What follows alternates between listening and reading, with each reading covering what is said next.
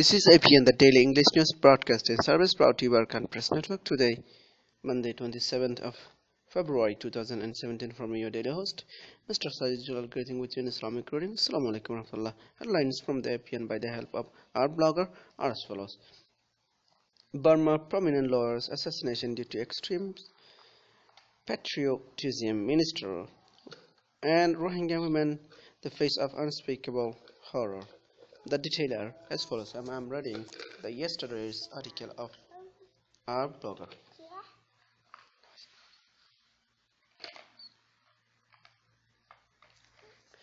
The assassination of Kony, a prominent legal advisor to Burma, Myanmar government, was motivated by a personal political grudge and due to a larger military conspiracy. A minister said police and home ministry officials said have robbed of the investigation, the January 29 shooting of Muslim lawyer Kony following the arrest of 3 men. Investigators are now on the hunt for another suspect who is still at large.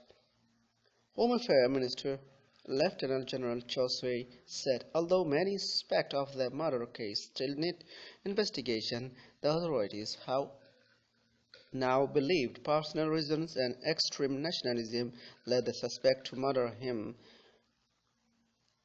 They reported.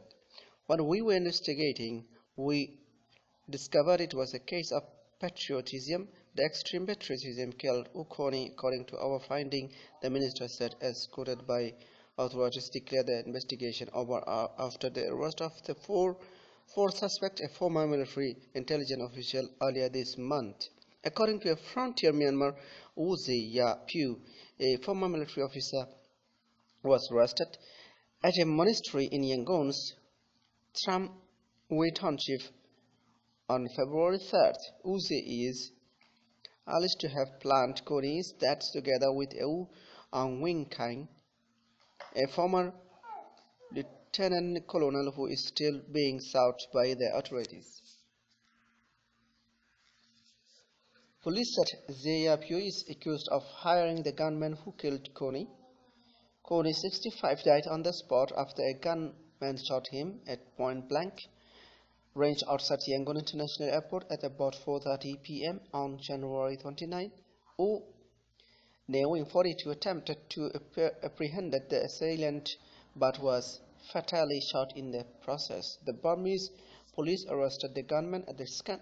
Authorities said 53-year-old suspect is a Burmese national and the motive of the murder remains unknown. The apparent assassination comes amid heightened tensions in Buddhist-majority Burma.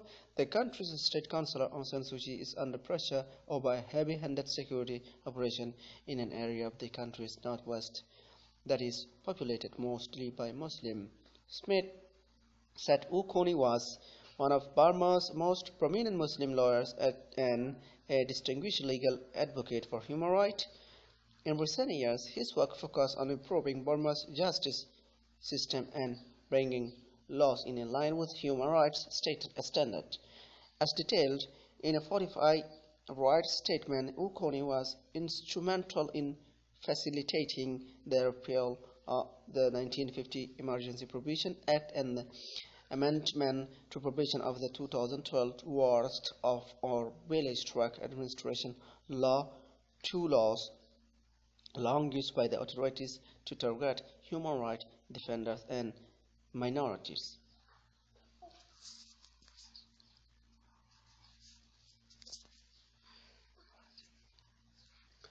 Many of the women had their family members, including babies and young children, butchered in front of them. More than a dozen young women, some as young as 14, took of their niqab, declaring their dignity had been taken by the Myanmar army while sharing their stories of murder and rape with Bangladesh origin documentary filmmaker Shafiur Rahman.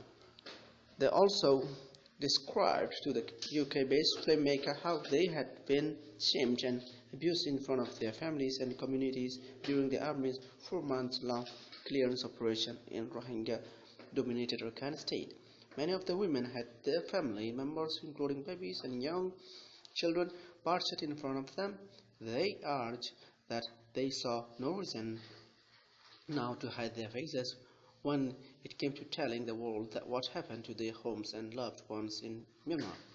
Shafur Rahman recorded their testimonies in December and January from registered and unregistered refugee settlements in Ukiah and Teknaf of Cox's Bazar, where over 70,000 Rohingya Muslims have taken shelter since October.